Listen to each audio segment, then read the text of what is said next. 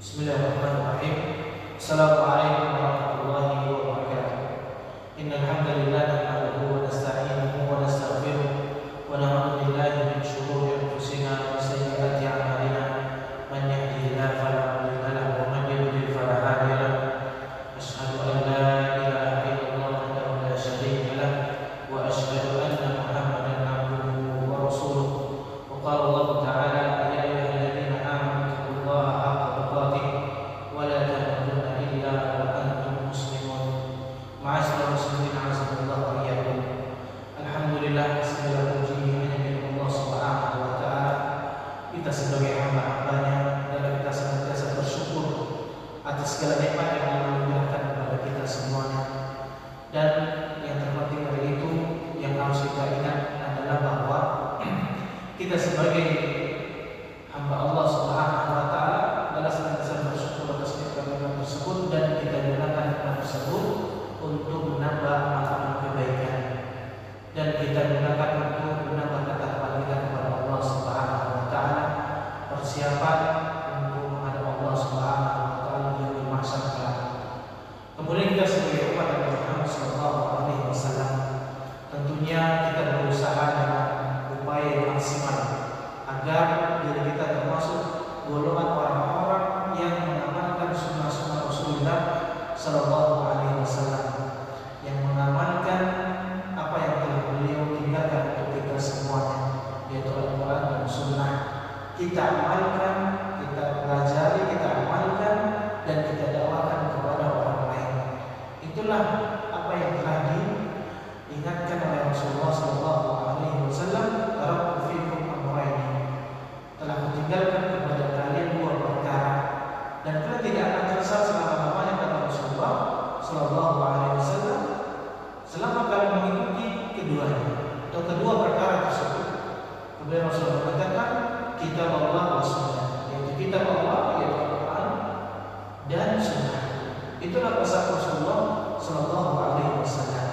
Jadi pesan yang Rasulullah sampaikan kepada kita semuanya agar kita jadikan sebagai pedoman yang benar-benar kita jadikan pedoman dalam kehidupan kita.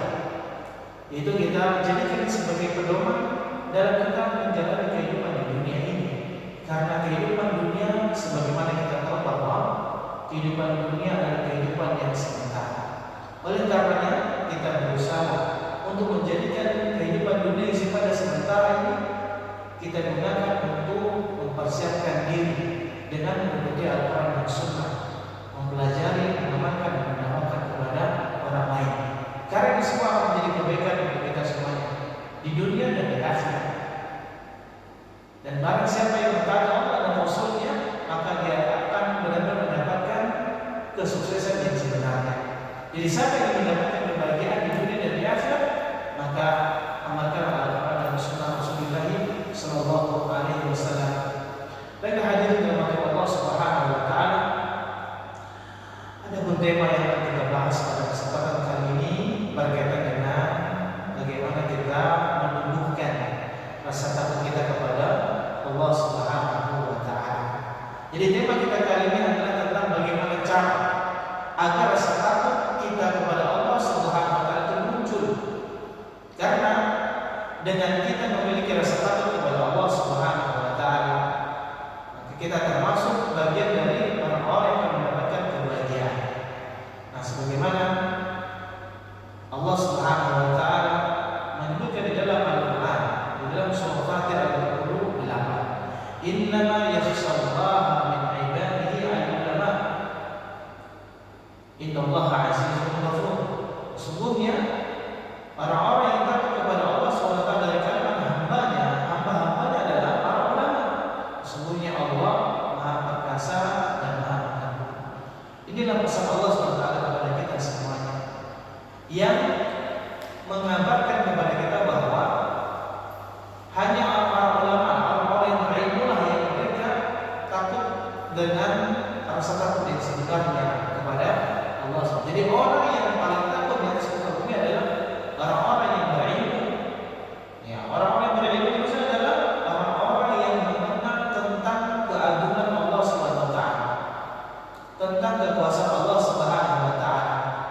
ketika itu dia takut untuk melakukan hal-hal yang berupa maksiat, hal-hal yang dilarang oleh Allah Subhanahu wa taala. Nah, sebagaimana kita tahu bahwa rukun ibadah itu ada tiga. Rukun ibadah itu ada tiga. Yang pertama adalah cinta, yaitu cinta kepada Allah SWT dalam mengerjakan ibadah tersebut. Kemudian yang kedua adalah al-khauf, itu kita rasa takut atas azab Allah Subhanahu wa taala. Kemudian yang ketiga adalah ar-raja, yaitu rasa harap kepada ampunan Allah Subhanahu wa taala, surga Allah Subhanahu wa taala. Bahkan para ulama menjelaskan bahwa permisalan dari tiga rukun ibadah ini adalah rukun ibadah hati ini adalah untuk melaksanakan ibadah itu harus terpenuhi tiga syarat ini atau tiga rukun ini. Itu ketika kita mengerjakan amal ibadah itu didasari dengan cinta karena Allah Subhanahu wa taala, cinta kepada Allah Subhanahu wa taala. Dan mereka menjelaskan bahwa permisalan adalah seperti seekor burung. Jadi al-mahabbah, rasa cinta ini adalah seperti kepala, ras. Ini seperti kepala. Sedangkan ar-raja wal khauf, rasa harap dan rasa takut ini seperti kedua sayap. Jadi apabila seekor burung tidak punya rasa cinta dalam, saya tidak punya kepala, ini tidak akan mungkin hidup. Dan begitu juga ketika salah satu dari sayapnya bisa jadi hilang, sebelah kanan atau sebelah kirinya, itu hilang ar-raja, rasa harap dan rasa takutnya kepada Allah Subhanahu wa taala dalam mengerjakan ibadah, maka dia tidak akan mungkin bisa terbang burung tersebut. Oleh karena tiga unsur ini harus terpenuhi oleh kita semuanya, yaitu rasa cinta kita kepada Allah Subhanahu wa taala, rasa takut kita kepada Allah Subhanahu wa taala, dan rasa harap kita kepada Allah Subhanahu wa taala. Jadi dia saling cinta, kita benar cinta kepada Allah Subhanahu wa taala. Ya, itulah dasar utama seseorang melakukan amal ibadah itu karena dia cinta kepada Allah Subhanahu wa taala. Dan ini didasari dengan ya, ilmu. Rasa takut juga didasari dengan ilmu, rasa harap juga didasari dengan ilmu. Karena ilmu inilah yang akan menjelaskan, akan memberikan pemahaman kepada kita sehingga kita paham dengan sebaik-baik pemahaman. Itu cinta itu berdasarkan dari Al-Quran dan Sunnah. Rasa takut itu berdasarkan dari Al-Quran dan Sunnah. Rasa harap juga berdasarkan Al-Quran dan Sunnah Rasulullah Sallallahu Alaihi Wasallam. Jadi kalau kita tidak mempelajari agama ini, tidak akan mungkin kita bisa menerapkan tiga ya, ibadah yang terpenting dalam pelaksanaan ibadah kita, yaitu cinta, rasa takut dan harap kita kepada Allah Subhanahu wa taala. Dan kaum muslimin dan kaum muslimat dirahmati Allah Subhanahu wa taala. Adapun kita mungkin mengenal di dalam Al-Qur'an, Allah menyebutkan khasyah dan al-khauf. Dari dua kata ini ya, bagaimana kita jelaskan tadi bahwa khasyah dan khauf ini adalah merupakan rasa takut, tapi di sana ada perbedaan. Ya. Jadi khasyah ini adalah rasa takut dan getar yang ada di dalam hati seseorang. Jadi kegelisahan yang ada di hati seseorang. Yang ini akan berdampak pengaruhnya itu pada anggota tubuh, ya, melalui sikap dan merendah dan tenang. Nah, inilah khasyah. Jadi seseorang ketika dia memiliki rasa khasyah kepada Allah Subhanahu wa taala, kehidupan itu memang terlihat itu tenang dan damai karena berdasarkan ilmu yang dia miliki. Itu berkaitan dengan amalan hati. Jadi rasa takut itu didasarkan dengan ilmu, berkaitan dengan takutnya dia kepada Allah Subhanahu wa taala. Adapun khauf itu adalah seseorang menghindar dari sesuatu yang tidak diinginkan ketika merasakannya. Itulah perbedaan khasyah dan khauf. Jadi rasa takut ini hadirin dirahmati Allah Subhanahu wa taala ya, merupakan salah satu amalan hati yang sangat luar biasa. Karena seseorang dia mengadukan Allah Subhanahu wa taala. Jadi seseorang tidak akan meminta kepada Allah Subhanahu wa taala jika dia tidak memiliki ilmu tentang rasa takut itu. Dan dia tidak akan mungkin dapat ya, beribadah kepada Allah Subhanahu wa taala dan dia takut kepada Allah Subhanahu wa taala dalam maksud kepada Allah Subhanahu wa taala jika dia tidak memahami rasa takut yang disebutkan di dalam Al-Quran dan Sunnah Rasulullah Sallallahu Alaihi Wasallam. Dan kita tahu ketika seseorang yang memiliki rasa takut kepada Allah Subhanahu wa taala, dan ini merupakan ibadah hati yang membantu seorang mukmin untuk mentaati Allah Subhanahu wa taala, untuk merasa diawasi oleh Allah Subhanahu wa taala dimanapun dia berada. Sehingga rasa takutnya ini menimbulkan semangat dalam melaksanakan ibadah kepada Allah Subhanahu wa taala. Dan ini tentunya ketika seorang merasa takut, merasa diawasi, tentunya dia akan semangat dalam melaksanakan ibadah, dan dia akan menjauhkan dirinya untuk bermaksiat kepada Allah Subhanahu wa taala. Ada sebuah kisah yang dikisahkan oleh seorang ulama tentang seorang penuntut ilmu. Suatu ketika ada seorang wanita yang ketika itu dia tertinggal dari keluarganya, dan ternyata seorang pemuda yang merupakan penuntut ilmu. Ketika itu dia mengetahui kondisi seperti ini dan dia membantunya untuk menginap di rumahnya. Dan rumahnya ketika itu memang rumahnya kecil dan disitu disekat sama dia. Dia tinggal sebelahnya, wanita di sebelahnya. Dan bisikan setan terus mengajaknya untuk melihat perempuan tersebut. Dan pada akhirnya ketika dia karena ada rasa takut dalam dirinya, di dalam hatinya, lantas dia nyalakan api dan dia bakar tangan, dia bakar jari jemarinya. Karena dia takut, dia merasakan takutnya kepada Allah Subhanahu wa taala. Sekiranya dia melihat perempuan tersebut, dia ingatkan dengan api yang membakar jari jemarinya, sehingga ketika itu jari jemarinya terbakar.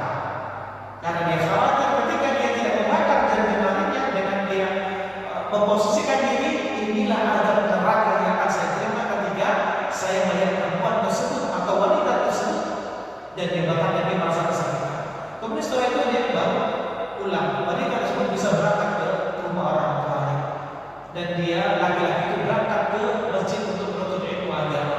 Dan ternyata hari ini wanita tersebut adalah merupakan anak dari guru dari laki-laki tersebut, dan dia menceritakan tentang apa yang terjadi selama dia tinggal di rumah muda tersebut. Dan ternyata dia menyampaikan kepada wahai ayah, tolong carikan salah satu dari murid yang terbakar tangannya. Dia ceritakan kepada ayahnya. Dia mengatakan, nikahkan saya dengan dia.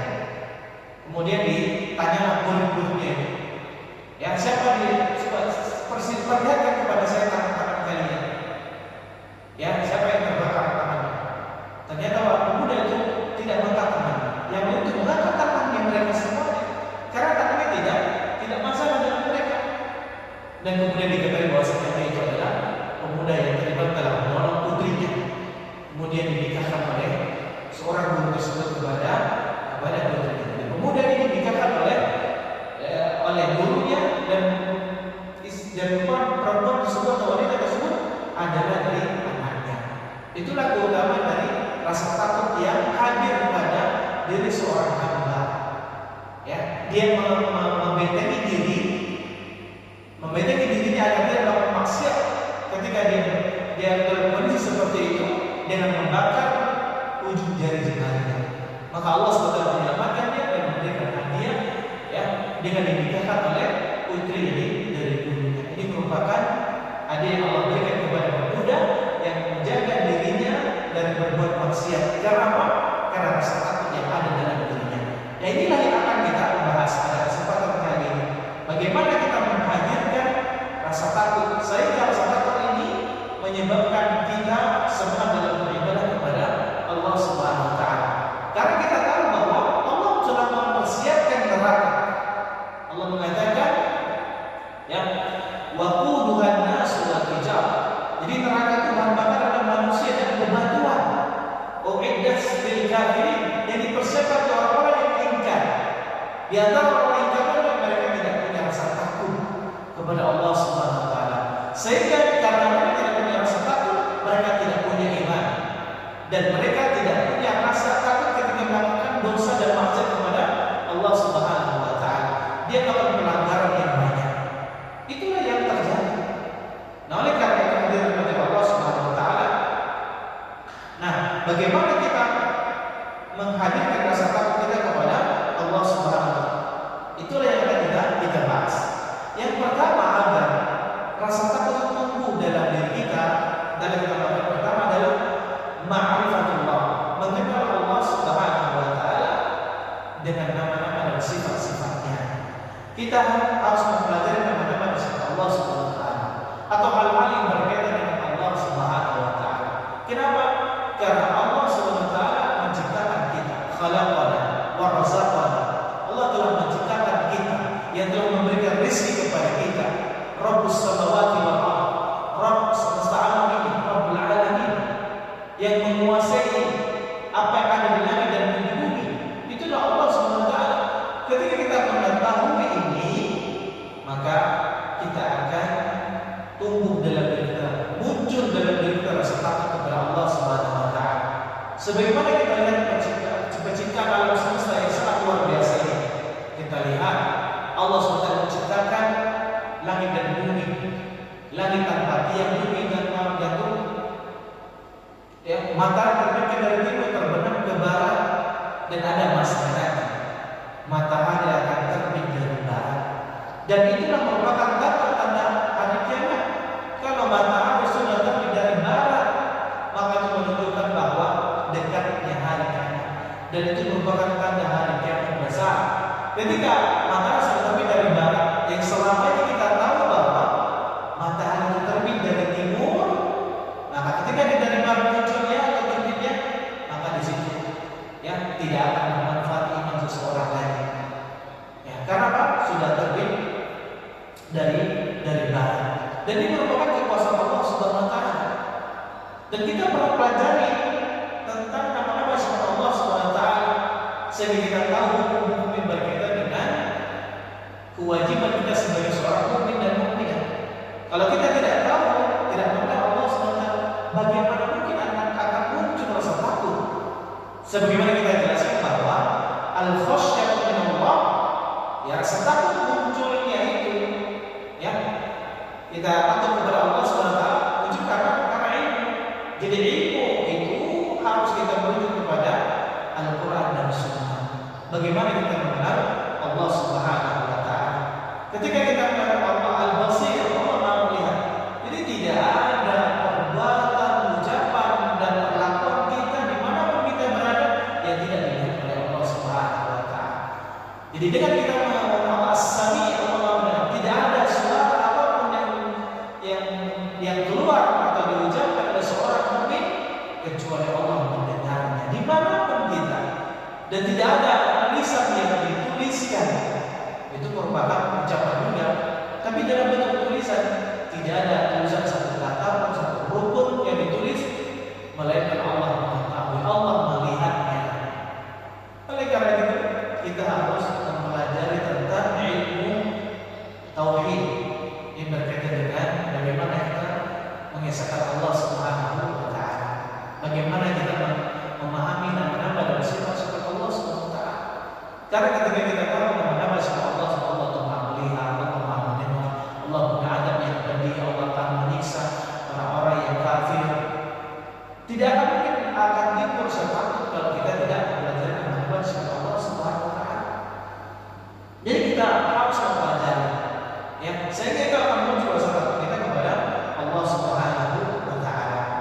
Kemudian yang kedua adalah seseorang itu membaca dan merenungi ayat-ayat Allah Subhanahu wa taala tentang adab dan ancaman Allah Subhanahu wa taala.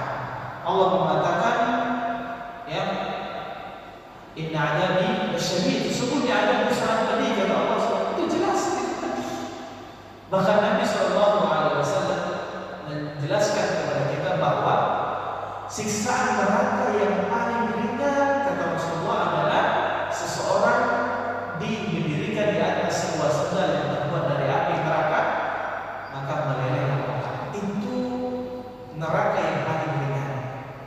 Kita tahu bahwasanya neraka itu tingkatannya ke bawah. Yang tingkat paling atas, tingkatan paling atas, itu seseorang dipakaikan sandal dan meleleh otaknya. Itu yang paling ringan hari. Bagaimana tingkatan yang terbawah? Dan asfal. Allah akan mengumpulkan orang-orang kafir dan orang-orang munafikun di dalam dasarnya neraka. Itulah yang paling buruk, yang paling berat siksa itu adalah neraka yang paling bawah.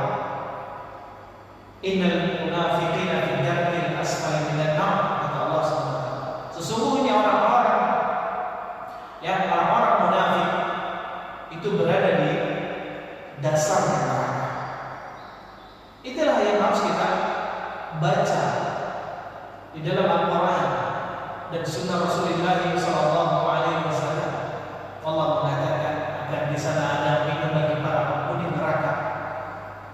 Minuman itu adalah darah dan darah dan air yang mendidih, makanan yang buah zakum, kata Rasulullah. Buah zakum itu tumbuh dari dasar neraka dan itu hanya satu-satunya makanan bagi orang-orang yang masuk ke dalam neraka. Dan makanan itu tidak mengenyangkan dan tidak menambah berat badan. Tidak mengenyangkan. Apa faedah kita memakan suatu makanan yang tidak mengenyangkan? Itulah siksa. Jadi ketika kita membaca ayat-ayat Al-Quran dan hadis Rasulullah tentang neraka, tentang siksaan, maka ketika kita mempelajari yaitu membaca dan merenunginya, itu akan menyebabkan kita takut kepada Allah Subhanahu wa Ta'ala. Maka hadirin kepada Allah Subhanahu wa Ta'ala, biasanya kita membaca Al-Quran dan kita memahami maknanya. Ketika berkaitan dengan ayat-ayat ancaman, ayat-ayat tentang neraka, tentang siksa neraka, pedihnya neraka, itu kita renungkan dalam diri kita.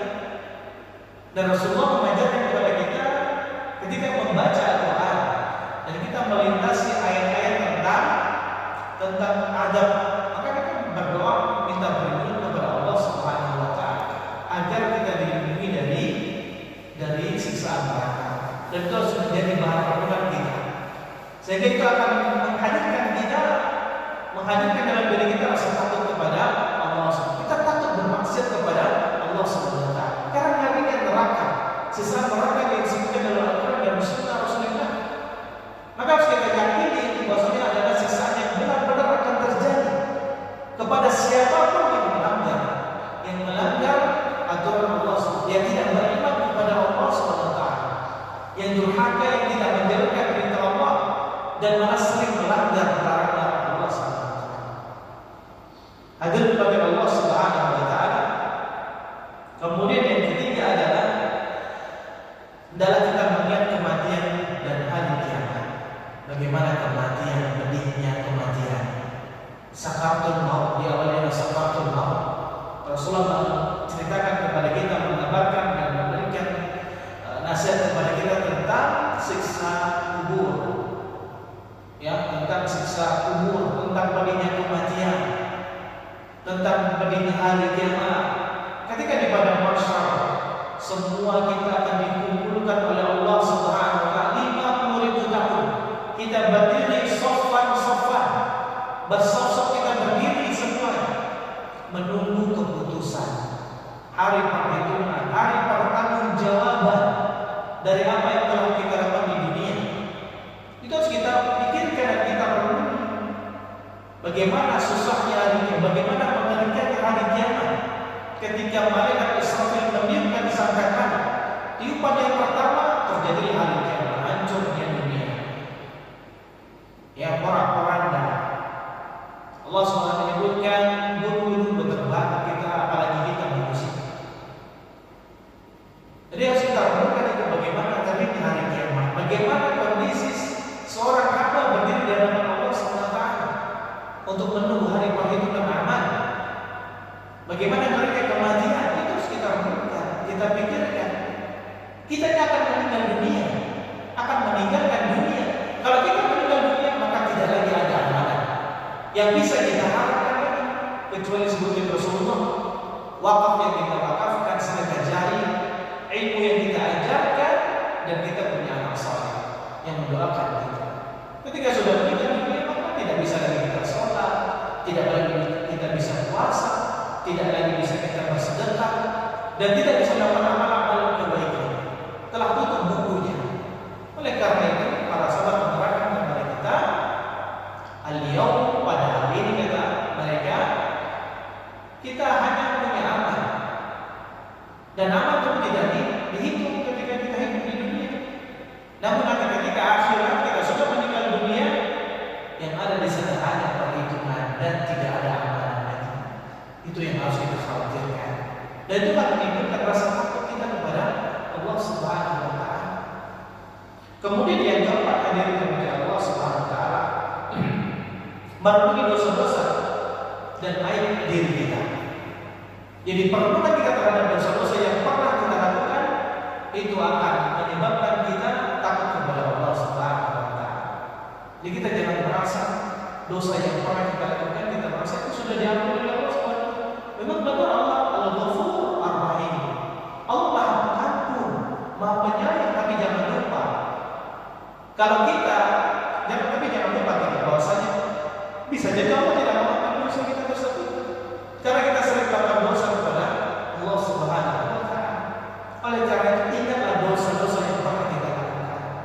Tujuannya adalah supaya ketika kita mengerjakan ibadah sholat, kita melakukan amal sholih, kita merasa bahwa kita masih pendosa, kita pernah melakukan dosa-dosa. Melakukan dosa-dosa. Itu dosa kita kepada Allah SWT dan dosa kita kepada sesama hamba. Ingat, renungkan baik-baik dosa kita dan aib-aib kita, sehingga kita tidak ada keinginan untuk menambah dosa-dosa tersebut. Karena kita tahu bahwa dosa kita itu sudah membunuh. Sebagaimana kita terkadang terbesit dalam diri kita untuk berbuat dosa kepada Allah, sementara dosa kita sudah banyak. Sementara ya para anbiya terdahulu mereka seperti Nabi Adam, beliau merasa malu kepada Allah melakukan sekali dosa ketika beliau dilarang oleh Allah Subhanahu wa taala, wala taqrabu hadhihi syajarah, jangan kalian berdua mendekati, yaitu Adam dan Hawa, jangan kalian dekati pohon itu. Jadi ketika Nabi Adam di surga, Allah mengingatkan agar tidak mendekati sebuah pohon yang ada di surga. Namun apa yang terjadi? Nabi Adam dan Hawa memakan buahnya. Bukan hanya mendekati, tapi memakan buahnya sehingga Allah menghukum mereka. Sehingga Nabi Adam dan Hawa merasa itu kesalahan yang besar. Mereka mengatakan, Rabbana zalamna anfusana wa in lam taghfir lana wa tarhamna lanakunanna minal khasirin. Wahai Rabb kami, sesungguhnya kami telah berbuat zalim terhadap diri kami, maka ampuni dosa kami. Saya bilang, itulah doa yang diucapkan oleh merasa dosa yang dilakukan itu bagi seorang mukmin itu adalah perkara yang berat, perkara yang besar, perkara yang memalukan di hadapan Allah Subhanahu wa taala. Oleh karena itu hadirin dirahmati Allah Subhanahu wa taala, senantiasa kita ingat dosa-dosa kita. Kita merasa dosa-dosa yang besar, kita khawatir dosa itu tidak diampuni oleh Allah Subhanahu wa taala. Ketika itulah yang menjadikan kita takut kepada Allah dan kita berharap ampunan Allah Subhanahu wa taala. Dan kita bisa menangis ketika melihat dosa-dosa kita. Dan kita menganggap dosa yang pernah kita lakukan. Dan kita merasa aman dari dosa yang pernah kita lakukan. Karena kita merasa aman, maka rasa takut tidak ada. Nah, kemudian yang kelima adalah menghadiri majelis ilmu dan mendengarkan nasihat. Jadi kita perlu menghadiri majelis ilmu dimanapun kita berada. Dan ketika kita menghadiri majelis ilmu, jangan lupa membawa bekal untuk mengikat atau mencatat. Karena qayyidul ilma bil kitab kata Rasulullah, ikatlah ilmu dengan mencatat. Jadi Bapak Ibu yang dirahmati Allah Subhanahu wa taala, ketika ada majelis ilmu, perbaiki niat kita. Datang kita ke majelis ilmu tujuannya adalah untuk ikhlas karena Allah Subhanahu wa taala. Ini adalah ibadah karena diperintahkan oleh Allah Subhanahu wa taala membaca ayat. Dan kita jangan lupa sebagai seorang penuntut ilmu agar ilmu kita mantap tertanam dalam diri kita, lalu kita mencatat ilmu tersebut. Karena berapapun majelis yang kita datangi, jika kita tidak mencatatnya, kita tidak berusaha memahaminya, kemudian tidak berusaha mengamalkannya, tidak berusaha mendakwakannya, maka bisa jadi itu menjadi penyebab kita tidak takut kepada Allah Subhanahu wa taala. Jadi datang ke majelis itu akan menumbuhkan rasa takut kita kepada Allah Subhanahu wa taala. Karena kita sedang mempelajari qala Allah wa qala Rasulullah sallallahu alaihi wasallam. Yang tentunya ketika di majelis ilmu diajarkan tentang syariat, Al-Qur'an dan Sunnah itu diajarkan. Dan kita berusaha untuk memahaminya. Kita berusaha untuk memahami dengan pemahaman yang benar. Kita memahami tentang Allah, tentang Rasulullah, tentang hari kiamat, tentang adab, tentang surga, tentang neraka. Itu kita pelajari. Sehingga innama yakhshallaha min ibadihi al-ulama. Hanya orang-orang yang takut kepada Allah adalah dari kalangan para yang berilmu. Jadi kita perlu mengajar dimanapun kita tinggal dan kita berada. Jangan bosan-bosan kita belajar ilmu agama, karena ilmu agama akan mendatangkan rasa takut kita kepada Allah Subhanahu wa Ta'ala, dan itu akan memperkuat diri kita, karena fondasinya adalah fondasi yang sangat luar biasa, ilmu. Dan seorang tidak akan mungkin takut dia kepada Allah kalau dia tidak belajar agama. Berapa banyak pelanggaran yang terjadi yang dilakukan oleh seorang muslim atau muslimah itu disebabkan karena kebodohan yang ada pada dirinya. Dia tidak mau belajar agama, dia hanya disibukkan oleh dunia, dan itu untuk kita semua. Jadi kita jangan merasa ketika sudah belajar di pesantren, kemudian S1, S2, S3, maka kita boleh gelar profesor misalnya. Jangan lupa tetap datang ke majelis ilmu, karena dengan kita hadir majelis ilmu, Allah akan memberikan rahmat kepada kita, ampunan kepada kita, ketenangan jiwa untuk kita, dan rasa takut kepada Allah Subhanahu wa Ta'ala. Jadi mungkin dikarenakan kita kurang yang sama dalam menghadiri majelis ilmu, itulah menjadi penyebab kita tidak takut kepada Allah Subhanahu wa Ta'ala. Kemudian yang keenam adalah bergaul dengan orang-orang saleh dan orang-orang yang bertakwa. Nah, kita sudah jelas Nabi Sallallahu Alaihi Wasallam mengingatkan kepada kita bahwa misalnya orang itu dengan orang yang saleh, ya, itu permisalan seperti kita bertemu dengan orang yang sedang jual minyaknya.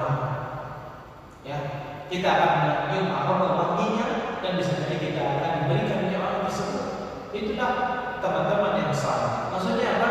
Kita akan mendapatkan faedah, nasihat darinya. Ketika kita melakukan pesan, kita diingatkan, akhirnya ini tidak sesuai dengan syariat. Ini melanggar yang harus kita tinggalkan. Kita diingatkan tentang puasa sunnah, tentang kebaikan, tentang berbakti kepada orang tua. Itu orang saleh seperti itu.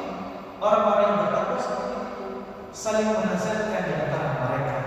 Dan itu merupakan hak muslim yang satu dan muslim yang lainnya. Maka pilihlah teman-teman atau circle kita orang-orang yang saleh dan bertakwa. Karena ketika kita melakukan kesalahan, kita akan diingatkan. Ketika kita kurang semangat dalam mengerjakan ketaatan, kita diingatkan, diberikan motivasi. Itulah fungsi dari teman yang saleh. Sebagaimana Rasulullah Shallallahu Alaihi Wasallam mengatakan kepada kita, misalkan kepada kita tentang teman yang baik atau yang saleh itu adalah mereka seperti penjual minyak wangi. Kita bisa mencium aroma wanginya dengan nasihat-nasihatnya, dan bisa jadi kita mendapatkan faedah. Kita bisa diberikan kepada ilmu yang bermanfaat, nasihat yang berharga, peringatan kepada kita. Dan itu muncul dari rasa takutnya kepada Allah Subhanahu wa Ta'ala. Itu akan menimbulkan rasa takut kita kepada Allah Subhanahu wa Ta'ala. Jadi kalau kita tidak bertemu dengan orang yang saleh, kita tidak akan mungkin mendapatkan itu. Karena jelas dia sendiri tidak sedang sakit, artinya dia pun sedang tidak baik-baik saja, tidak akan mungkin dia memberikan nasihat kepada kita. Nah, itu yang harus kita pahami. Kemudian hadir kepada Allah SWT. Yang kedua adalah berdoa meminta kepada Allah SWT agar dihadirkan rasa takut dalam diri kita. Jadi Allah mengatakan, "Ud'uuni astajib lakum." Berdoalah kalian kepadaku, akan aku kabulkan doa kalian. Itu jelas. Jadi apapun permasalahan yang kita hadapi, ketika kita merasa bersendirian, kita bebas berselancar di media sosial, main yang diharapkan oleh Allah SWT, bahkan mendengarkan musik misalnya, sementara orang tidak mendengar, tidak mengetahui kondisi kita ketika itu, kita merasa diawasi oleh Allah Subhanahu wa Ta'ala. Dan itu tidak akan mungkin muncul dalam diri kita jika kita tidak meminta kepada Allah Subhanahu wa Ta'ala. Jadi rasa takut dimunculkan, ya, tatkala kita dalam keramaian bersama orang-orang dan kita sendirian ketika itu, maka Allah akan memberikan itu kepada kita. Jadi kita harus yakin kepada doa yang telah kita panjatkan atau kita minta kepada Allah Subhanahu wa Ta'ala. Jadi doa kita agar supaya diberikan rasa takut, merasa diawasi oleh Allah Subhanahu wa Ta'ala. Dimanapun kita berada, itu akan Allah bantu kepada kita. Ketika kita ditawarkan oleh seseorang berupa pelanggaran misalkan, kita katakan Allah sedang mengawasi saya. Allah memberikan azab Allah itu